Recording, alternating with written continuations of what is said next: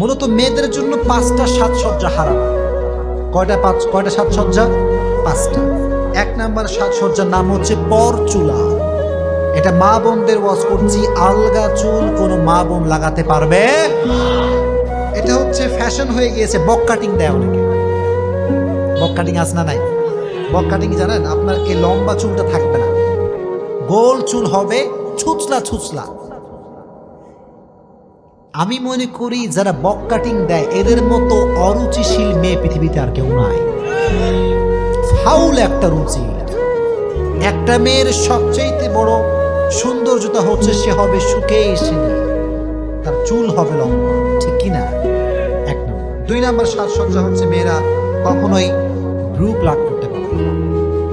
কথা বল, ঠিক কিনা? ব্রু প্লাগ করে এরকম মেয়ে নাই? না। আল্লাহর হাবিব বলেছেন তার উপরে আল্লাহর লানত, তার উপরে আল্লাহর অভিশাপ যে ব্রু প্লাগ করে। নাউজুবিল্লাহ পড়া। মা বোনদেরকে বলছি, কখনো ব্রু যতই যাই হোক না কেন, ব্রু কখনো প্লাগ করা যাবে। 2 নম্বর। 3 নম্বর হচ্ছে মা বোনদের জন্য টিপ লাগানো জায়েজ নেই। কি লাগানো জায়েজ নেই? টিপ না। অনেকে দেখবেন এখন কালো টিপ লাগায়, বিশাল বড় বড় কালো টিপ, আছে না নাই? আবার অনেকে লাল টিপও লাগায়। না,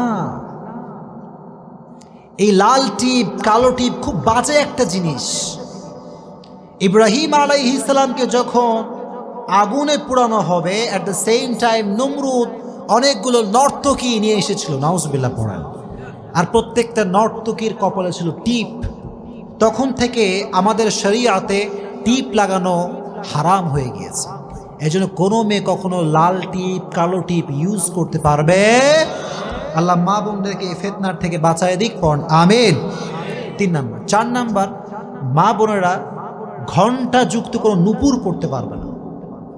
কি যুক্ত নূপুর? ঘণ্টা। মানে নূপুর পরা না জায়েজ তা না, নূপুর পরা জায়েজ, তবে ঘণ্টা যুক্ত নূপুর পরা জায়েজ নেই। এর ব্যাখ্যাটা আমি বলে দেবো আপনাদের সবাইকে, শুনবেন সবাই। প্রিয় ভাইরা, মনে করেন আমরা এখানে বসে আছি, ফর এক্সাম্পল আমরা সবাই তাফসীর শুনছি, ঠিক কিনা? এখন এখান দিয়ে যদি একটা মেয়ে হেঁটে যায়, পায়ে নূপুর আছে, ঘণ্টা নাই, আপনারা কি কেউ বুঝতে পারবেন? পারবেন না। বুঝেন কথাগুলো? Just try to ponder on this matter, একটু ভাবেন।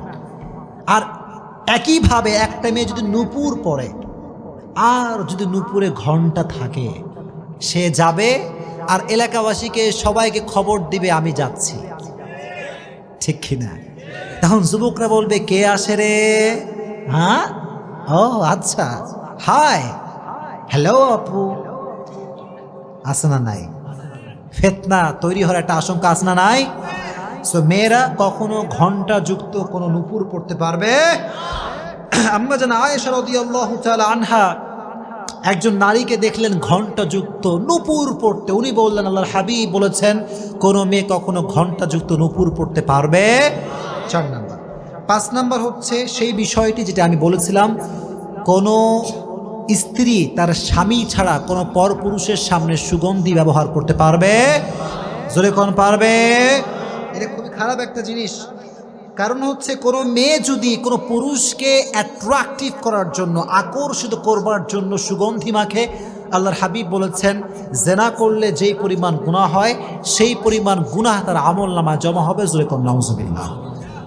আল্লাহ মা বোনদেরকে এই 5টি সাজসজ্জার থেকে বাঁচায় দিক। জোরে কোন আমিন। বাঁচায় দিক। জোরে কোন আমিন।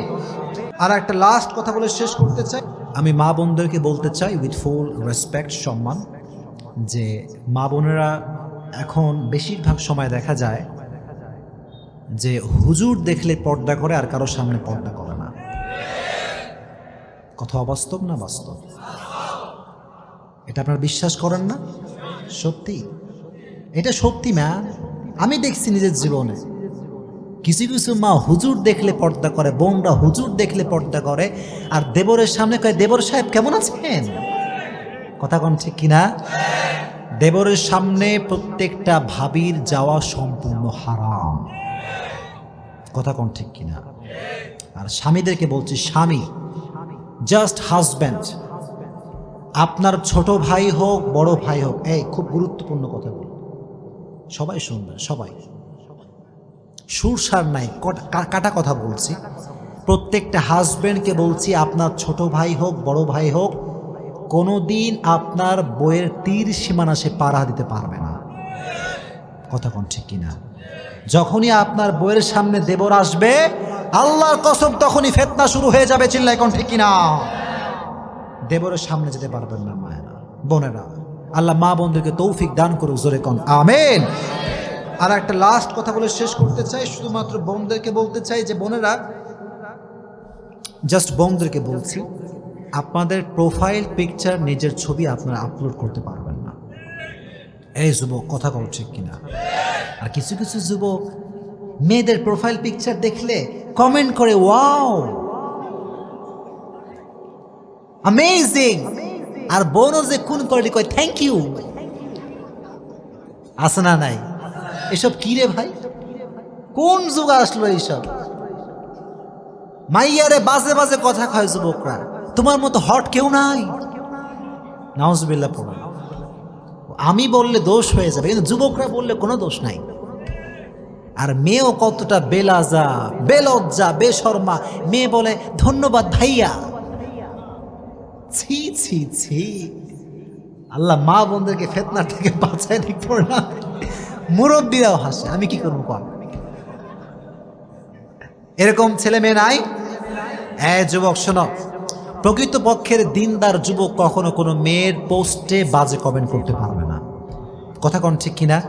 আর আমি ওই সমস্ত বোনদেরকে বলতে চাই, যেই বোনেরা আজকে প্রোফাইল পিকচার নিজের ছবি দিয়ে আপলোড করেন, এই ছবি যে দেখবে তার প্রত্যেকটা গুনাহের ভার আপনার বাপের আমল নামায়ও যাবে, আপনার ভাইয়ের আমল নামায় যাবে। চিল্লাই কোন ঠিক কিনা? আর সেই বাপের মতো হতভাগা বাপ কেউ নাই, যেই বাপের মেয়ে চোখের সামনে জিন্সের প্যান্ট পরে ঘুরে বেড়ায়। সেই বাপের মতো হতভাগা ভাগ আল্লাহর জমিনে কেউ নাই, যে বাপের সামনে তার মেয়ে বেপরদায় ঘুরে বেড়ায়। চিল্লাই কোন ঠিক কিনা? আজ থেকে বাপরা একটা কাজ করবেন, মেয়েকে বলবেন, আমার বাসায় থাকতে চাইলে, খাইতে চাইলে ইসলামের কথা অনুযায়ী চলতে হবে, না আমার বাসায় তোর কোনো ভাত হবে না। কথা কোন ঠিক কিনা? প্রত্যেকটা বাপ যদি এই কথা বলতে পারে, আমি বলবো কক্সবাজারের এই জমিনে একটা মেয়েও আর বেপর্দায় থাকবে না।